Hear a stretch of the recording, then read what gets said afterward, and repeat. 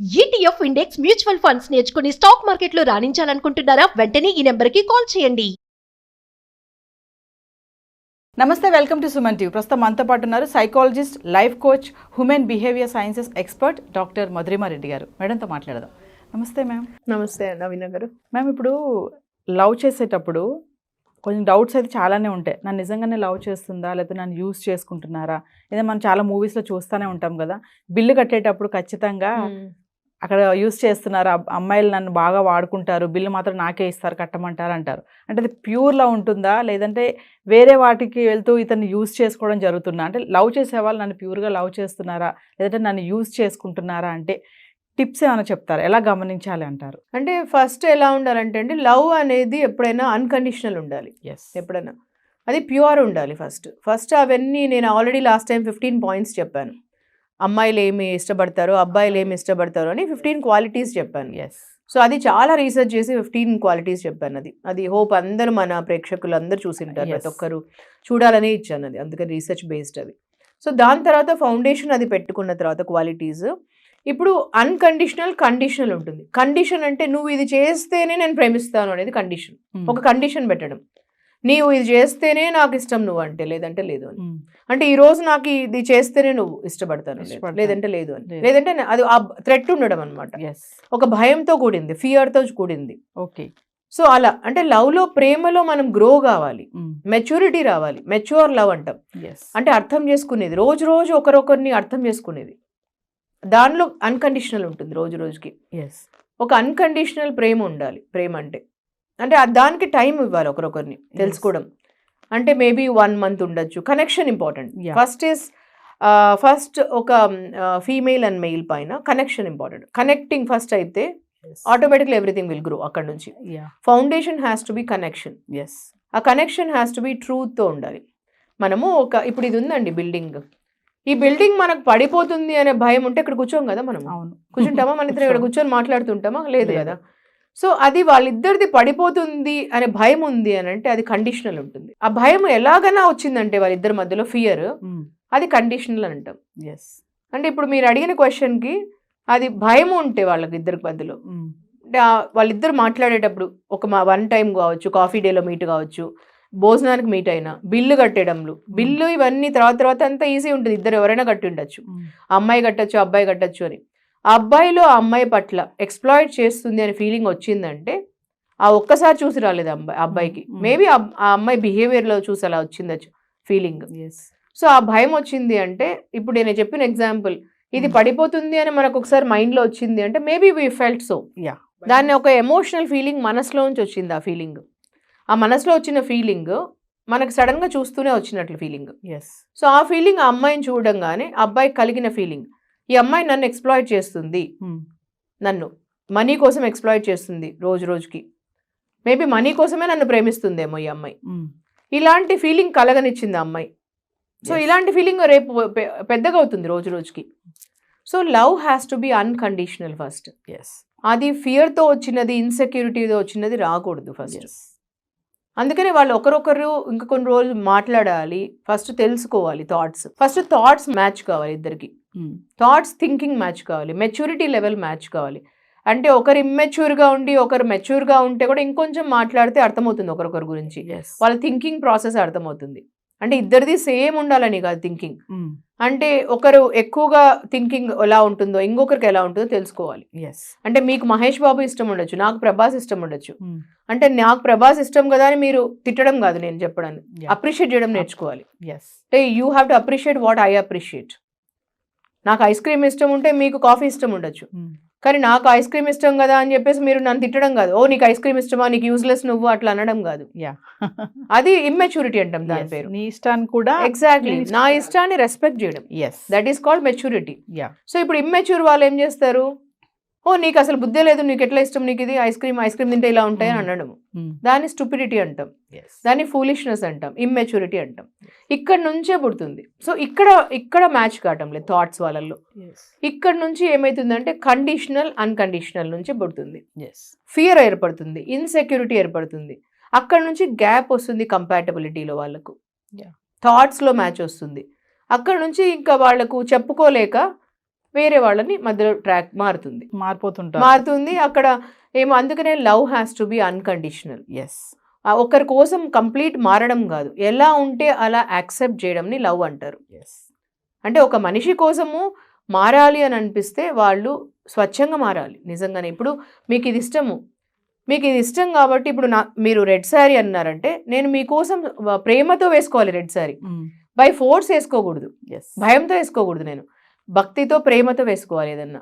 Yes. ఓ నా హస్బెండ్కి చాలా ఇష్టం రెడ్ శారీ అంటే అని నేను వేసుకోవాలి, నా బాయ్ ఫ్రెండ్కి చాలా ఇష్టం రెడ్ శారీ అంటే వేసుకోవాలి చెప్పినందుకు. ఎస్. అలా ఉండాలి కానీ ఓ నా హస్బెండ్ కొడతాడేమో, రేపు తిడతాడేమో, నన్ను ఏమైనా అంటాడేమో అని భయంతో వేసుకోకూడదు. ఎస్. సో ఇది హోప్. అన్కండిషనల్ కండిషనల్కి ఇది డిఫరెన్స్ ఉంటుంది. సో అన్కండిషనల్ ప్రేమ అంటే తెలుసుకొని వాళ్ళ కోసం చెయ్యడం ఏదన్నా, దాన్ని అన్కండిషనలీ డూయింగ్ అంటాం. ఏది ఆశించకుండా చేయడాన్ని అన్కండిషనల్ ప్రేమ అంటారు. కండిషన్స్ అంటే ఒక రూల్స్ పెట్టడం, ఇలా రూల్స్ పెట్టి ఒక నెత్తిపైన పెట్టడము, గొంతుకు ఇట్లా పెట్టడము పెడితే అది ఏమవుతుందంటే బ్రీత్లెస్నెస్ అయిపోతుంది వాళ్ళకి. And they can't breathe properly. Breathe అంటే వాళ్ళు ఏది చేయలేరు, వాళ్ళలాగా బతకలేరు లైఫ్లో. So they can't live like them and వాళ్ళు ఫ్లోరిష్ కాలేరు, వాళ్ళు ఏది చేయలేరు. సో మార్నింగ్ లేచినప్పటి నుంచి రాత్రి వరకు వాళ్ళు హ్యాపీగా ఉండలేరు. అప్పుడు ఒక హ్యాపీగా లేని హస్బెండో లేక హ్యాపీగా లేని ఇద్దరు మనుషులు ఒక దగ్గర ఉండలేరు. ఒకరోజు 2 రోజులు ఉంటారు. 1 month తర్వాత వాళ్ళిద్దరూ మేము డేటింగ్ ఇన్రోల్ చేసాం మేడం, బాగున్నాము, దాని తర్వాత మేము ఇలా ఉన్నాము అని చెప్పి వస్తుంటారు. నా దగ్గర చాలా మంది అండి 10 years స్కూల్ మేట్స్, స్కూల్ నుంచి కలిసి ఉంటారు. స్కూల్ మేట్స్ తర్వాత అంటే స్కూల్ నుంచి అంటే ఆలోచించుకోండి ఎన్ని ఇయర్స్ ఉంటారు జర్నీ వాళ్ళది. తర్వాత పెళ్ళైన తర్వాత 1 yearకి డైవర్స్ కావాలని వస్తారు. అంటే మీరు స్కూల్ మేట్స్ కదా అని అంటాను నేను. స్కూల్ నుంచి తెలుసు కదా ఒకరొకరు హ్యాబిట్స్ నుంచి, థాట్స్ నుంచి, థింకింగ్ నుంచి, everything you know each other. Then what's wrong with now, what is that which is happening, what's wrong with each other right now అంటే వాళ్ళు చెప్తారు అండర్ 1 roof ఇట్లా అవుతుందండి మాకు, ఇట్లా మాకు అసలు మేము ఒక మూవీకి కూడా కలిసి వెళ్ళలేకపోతున్నాం, ఒక టీవీ సిరీస్ కూడా చూడలేకపోతున్నాం కలిసి, ఇలా ఉంటుంది మాకు, ఇంత కాన్ఫ్లిక్ట్స్ ఉంటున్నాయి అన్నిటిలోనే. అంటే అంత తేడా ఉంటుంది ప్రతి మాటలో ఆర్గ్యుమెంట్స్, ప్రతి చోట కూర్చున్నా లేసిన ఆర్గ్యుమెంట్స్, అంటే ప్రతి దాంట్లో డిసగ్రిమెంట్ ఉంటుంది. సో ఇలాంటివి అన్కండిషనల్ కండిషనల్ అంటే నువ్వు ఇలాగే చేయాలని అంటే అర్థం చేసుకుని. రిలేషన్షిప్స్ అంటే మన కాన్స్టిట్యూషన్లో ఒక రూల్స్ కాదండి. రిలేషన్షిప్స్ అంటే అండర్స్టాండింగ్ ఉండడం ఒకరి పట్ల ఒకరికి. అండర్స్టాండింగ్తో వెళ్ళడాన్ని రిలేషన్షిప్స్ అంటారు. You understand me and I understand you by accepting each other.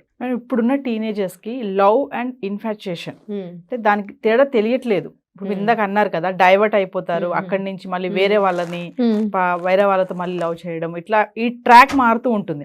ఇప్పుడున్న టీనేజర్స్కి మూవీస్ ఎఫెక్ట్, మరి ఈ యూట్యూబ్స్ చూడడము, సోషల్ మీడియా ఎఫెక్ట్ అనాలో కానీ చాలా మంది అసలు లవ్ అంటే ఏంటి తెలియట్లేదు. అదొక అట్రాక్షన్. ఇప్పుడు నవ్వారనుకోండి, ఒక అమ్మాయి ఒక అబ్బాయిని చూసి నవ్వితే అది ప్రేమ అనుకుంటున్నారు. ఒక అబ్బాయి ఒక అమ్మాయిని దగ్గర కూర్చుంటే టచ్ చేసిన అదొక ఫీలింగ్, ఇదే లవ్. అంటే వీళ్ళకి ఏం చెప్తారు టీనేజర్స్కి, అసలు లవ్ అంటే ఏం చెప్తారు?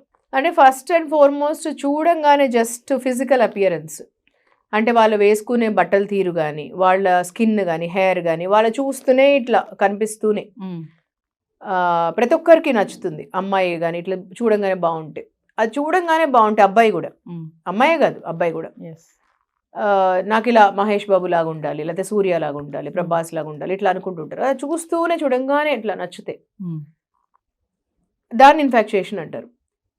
చూడంగానే ఫస్ట్ అపియరెన్స్ ఇలా, దాని పేరు అట్రాక్షన్ అంటారు. దాని పేరు అబ్సల్యూట్లీ ఒక ఏజ్లో, అంటే లవ్ అట్ ఫస్ట్ సైట్ అంటారు కదా, ఆ ఏజ్లో మేబీ ఇట్ క్యాన్ బి ఒక ఏజ్లో మన అడోలెసెంట్ ఏజ్ అంటాం దాని పేరు. ఆ టీనేజ్లో అడోలెసెంట్ ఏజ్లో లవ్ అట్ ఫస్ట్ సైట్ అని వర్డ్స్ వింటారు మీరు. ఇవన్నిట్లో ఇన్ఫాక్చుయేషన్ అంటాం, అట్రాక్షన్ అంటాం దాన్ని. ఆ అట్రాక్షన్ అనేది అది కొంచెం కాలం ఉంటుంది. అక్కడి నుంచి ఇంకా మెచ్యూరిటీతో వస్తే అక్కడ ఆ టైంలో అట్రాక్షన్ దాన్ని, that is called only attraction. అక్కడి నుంచి మెచ్యూరిటీతో అర్థం చేసుకొని మాట్లాడి కొంచెం ఇంకా తెలుసుకొని ఒకరొకరి గురించి ఇంకా ప్రేమలాగా అక్కడి నుంచి పుట్టి, ఇన్ఫాక్చుయేషన్ నుంచి ప్రేమ పుట్టి వాళ్ళ గురించి క్వాలిటీస్ తెలుసుకొని, నాకు నీలో ఇవి ఇష్టము, ఈ క్వాలిటీస్ ఇష్టం. ఇప్పుడు ఇన్ఫాక్చుయేషన్ వేరు, క్వాలిటీస్ వేరు కదా. నీలో నాకు ఈ క్వాలిటీస్ ఇష్టం, నీలో నాకు ఈ నేచర్ ఇష్టం, ఇలాంటివి ఇష్టం, నీలో నీ పాజిటివ్ యాటిట్యూడ్ ఇష్టము, నీలో ఇలా కేరింగ్ యాటిట్యూడ్ ఇష్టం, ఇవన్నీ ఇన్ఫాక్చుయేషన్ కాదు. ఇలాంటివి ఒక మనిషి గురించి తెలుసుకున్నాకనే మీకు అర్థమవుతుంది. సో ఇలాంటివి ఉంటాయి మీకు ఇప్పుడు లైఫ్ అంతా ఉండేటివి ఇలాంటి క్వాలిటీస్. అంటే నువ్వు ఒక మనిషి ఏమైనా జరిగితే నువ్వు స్టాండ్ కావడం ఇంపార్టెంట్. అలాంటివన్నీ నీకు తెలుస్తుంది తర్వాత. సో ఇవన్నీ జరిగింది వాళ్ళు తెలుసుకొని పెళ్లి చేసుకుంటే ఇలా నిలబడుతుంది. ఇన్ఫాక్చుయేషన్ అంటే ఒట్టి అట్రాక్షన్. ప్రెసెంట్ ట్రెండ్ అయితే నడిచేది అట్రాక్షన్ అంతే. ప్యూర్ లవ్ ఎక్కడుంది? ఓన్లీ ఇట్లా చూస్తూనే మనకు వాళ్ళని అట్రాక్షన్. ఇక చూడగానే నాకు నచ్చేసాడంటే లవ్ లో పడిపోవడం. అంటే అట్రాక్షన్ అనేది టీనేజర్స్ కి తెలియట్లేదు. తర్వాత కెరియర్ ప్రాబ్లమ్స్ ఇవన్నీ వస్తున్నాయి. సో ఫైనల్ గా madam, real love, fake love అంటే ఒక్క మాటలో ఏం చెప్తారు మీరు? సో ట్రూ లవ్ అనేది ఎప్పుడు ఉంటుందండి. వాళ్ళని ట్రూ లవ్ అంటే maybe it may start, some పీపుల్కి లవ్ అట్ ఫస్ట్ సైట్ కూడా ఉండొచ్చు. నేను అది ఐ డెఫినెట్లీ అప్రిషియేట్. సో ఇన్ఫాక్చుయేషన్తో మొదలు పెట్టచ్చు. ట్రూ లవ్ అంటే love at first sight also చాలా మందికి ఉంటుంది. లవ్ అట్ ఫస్ట్ సైట్ ఉండి కూడా అది మారుతుంది కూడా. అక్కడ నుంచి మొదలై వాళ్ళకు అక్కడ నుంచి మెచ్యూరిటీతో ఉండి వాళ్ళు ఒకరొకరిని అర్థం చేసుకొని తర్వాత పెళ్లి చేసుకొని ప్రపోజ్ చేసుకొని ఒకరొకరి తర్వాత ఆగి వాళ్ళు సెటిల్ అయిన తర్వాత మళ్ళీ అప్పటి నుంచి పెళ్లి చేసుకొని ఎంతో హ్యాపీగా ఉండే వాళ్ళు ఉన్నారు. ఎంతో వాళ్ళు తర్వాత అక్కడ నుంచి అది ట్రూ లవ్. సో వాళ్ళు లవ్ అట్ ఫస్ట్ సైట్లో చూశారు, ఒకరొకరు ప్రపోజ్ చేసుకున్నారు, తర్వాత హ్యాపీగా ఉన్నారు, ఎంతో హ్యాపీగా ఉన్నారు. అది that is called mature love and they grown in that. అక్కడ నుంచి they have grown so much. అట్లా ఉండేవాళ్ళు అది mature love and very understanding love. Love లో పడ్డం కాదండి. It is not love in that falling in love, it is love లో grow కావడం విచ్ ఇస్ ఇంపార్టెంట్. సో అందుకనే ప్రేమలో పడకండి, ప్రేమలో గ్రో కాండి అని చెప్తాం కదా, అందుకని. సో అది మెచ్యూర్ లవ్ అండి. సో తర్వాత ఇమ్మెచ్యూర్ ఫేక్ లవ్ అనేది ఏంటంటే ఏదో డబ్బులు కోసం చూడడమా, లేకపోతే ఇంకేదో చూడడమా, మెయిల్ కానీ ఫీమేల్ కమర్షియల్ చూడడం, ఫస్ట్ బ్యాంక్ బ్యాలెన్స్ చూడడమా, ఫేక్గా చూసుకొని అది అవసరాల కోసం చూసుకొని తర్వాత మోసం చేయడం, ఒకరొకరిని ఎక్స్ప్లాయిట్ చేయడము, ఇవన్నీ ఫేక్ లవ్ అండి. అది జస్ట్ బయట చూడడము, అది ఇన్ఫాక్చుయేషన్ బయట చూడడము, అది వాళ్ళని మోసం చేద్దామని పెళ్లి చేసుకోవడమా, మోసం చేద్దామని లవ్ చేయడమా, ఇవన్నీ ఫేక్ లవ్. అట్రాక్షన్ అది చూసుకొని చేయడము. Thank you ma'am. Thank you అండి.